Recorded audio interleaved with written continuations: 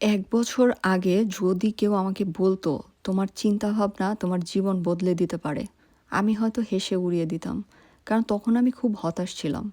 Masters শেষ করেছি, কাজ করছিলাম। কিন্তু নিজের জীবন নিয়ে সন্তুষ্ট ছিলাম না। প্রতিদিন মনে হতো, আমি আরও ভালো কিছু ডিজার্ভ করি। কিন্তু কিভাবে? সেটা জানতাম না। এরপর একদিন YouTube এ ল অফ অ্যাট্রাকশন নিয়ে একটা ভিডিও দেখি।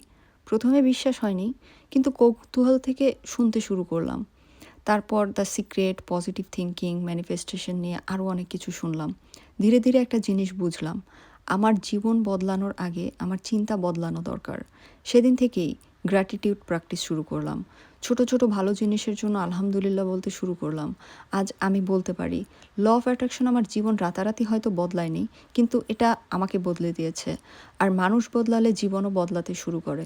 তুমি যদি এখন কঠিন সময় পার করে থাকো, তাহলে বিশ্বাস হারিও না। আজ থেকেই নিজের চিন্তা বদলানোর চেষ্টা শুরু করো। আমাকে ফলো করে রাখতে পারো, কারণ আমি এখানে আমার বাস্তব জীবনের জার্নিটা তোমাদের সাথে শেয়ার করব।